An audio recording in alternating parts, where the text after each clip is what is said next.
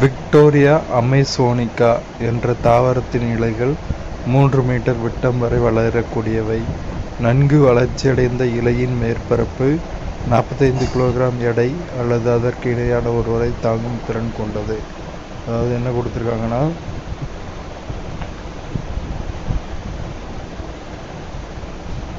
இந்த தாவரத்தோட விட்டம் இதுலேருந்து இதுவரை இதில் லென்த் எவ்வளோனா 3 மீட்டர் விட்டம் வரை வளரக்கூடியவை. இதில் வெயிட் 45 கிலோகிராம் வரை தாங்கக்கூடியது. 45 கிலோகிராம் ஈக்குவலாக உள்ள ஒரு மனுஷனோட எடையோ அல்லது 45 கிலோகிராம் எடையோ தாங்க வல்ல திறனுடையது.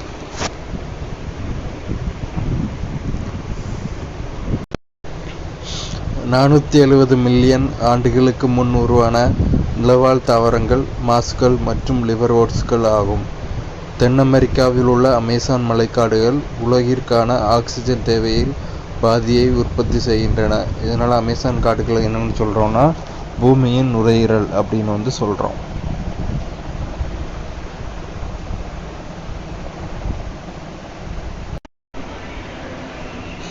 ஒவ்வொரு ஆண்டும் அக்டோபர் மாதம் முதல் திங்கட்கிழமை உலக வாழிட நாளாக அனுசரிக்கப்படுகிறது.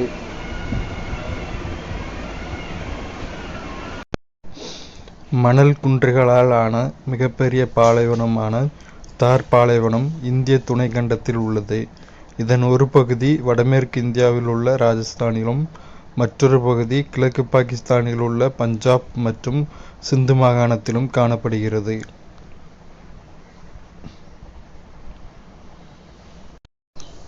ஒரு செல் உயிரிகள் மற்றும் பல செல் உயிரிகள் இடையே உள்ள வேறுபாடுகள். ஒரு செல் உயிரிகள் பல செல் உயிரிகள். ஒரு செல் உயிரிகள் ஒரு செல்லால் ஆனவை. பல செல் உயிரிகள் பல செல்களால் ஆனவை. ஒரு செல்லே வாழ்க்கை செயல்கள் அனைத்தையும் மேற்கொள்கின்றது. ஒரு செல்லில் பல செல் உயிரிகளில் செல்களுக்கிடையே பணிகள் பிரிக்கப்படுகின்றன. வெவ்வேறு செல்கள் வெவ்வேறு செயல்களை செய்வதற்கேற்ப சிறப்பு அம்சங்களை பெற்றுள்ளன. ஒரு செல் உயிரிகள் பொதுவாக இவை அளவில் மிகச்சிறியவை, நுண்ணோக்கியால் மட்டுமே பார்க்க இயலும். பல செல் உயிரிகள் பொதுவாக இவை அளவில் பெரியவை, கண்களால் பார்க்க இயலும். ஒரு செல் உயிரிகளில் திசுக்கள், உறுப்புக்கள் மற்றும் உறுப்பு மண்டலங்கள் கிடையாது. பல செல் உயிரிகளில் திசுக்கள், உறுப்புக்கள் மற்றும் உறுப்பு மண்டலங்கள் உள்ளன. ஒரு செல் உயிரிகளில் செல்களின் அளவு அதிகரிப்பதன் மூலம் வளர்ச்சி நடைபெறுகிறது. பல செல் உயிரிகளில் செல் பிரிவு மூலம் செல்களின் எண்ணிக்கை அதிகரித்து வளர்ச்சி நடைபெறுகிறது. ஒரு செல் உயிரிகளுக்கு எடுத்துக்காட்டு அமீபா, பாரமீசியம் மற்றும் யூகுலினா. பல செல் உயிரிகளுக்கு எடுத்துக்காட்டு மண்புழு, மீன், தவளை, பல்லி மற்றும் மனிதன்.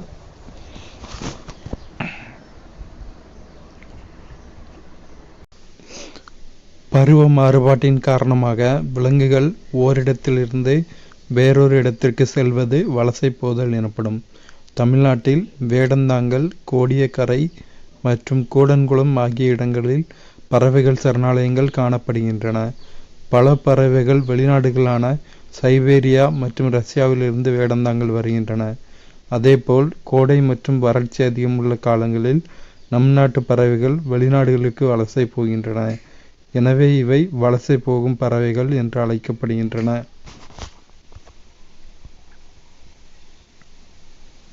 சில விலங்குகள் அதிகப்படியான குளிரை தவிர்க்க அனைத்து செயல்பாடுகளையும் நிறுத்தி கொண்டு உறக்கத்தில் ஈடுபடுகின்றன. இந்நிலைக்கு குளிர்கால உறக்கம் என்று பெயர். எடுத்துக்காட்டு ஆமை. அதேவேளை சில விலங்குகள் அதிகப்படியான வெப்பத்தை தவிர்க்க அனைத்து செயல்பாடுகளையும் நிறுத்தி கொண்டு உறக்கத்தில் ஈடுபடுகின்றன. இந்நிலைக்கு கோடைகால உறக்கம் என்று பெயர். எடுத்துக்காட்டு நத்தை.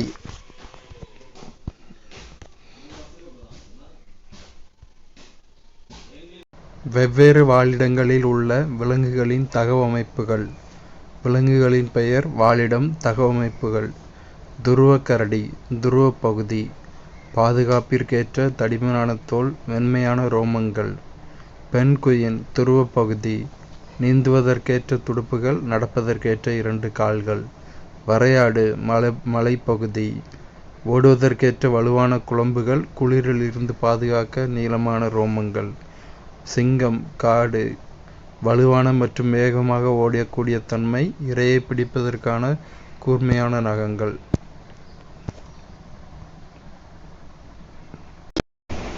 நமது மாநில விலங்கான நீலகிரி வரையாடு மலைகளின் மீது உள்ள பாறைகளின் இடுக்குகளில் மிக எளிதாக நுழைந்து உடல் சமநிலையுடன் ஏறி தாவர வகைகளை உண்ணும் திறன் பெற்றுள்ளது.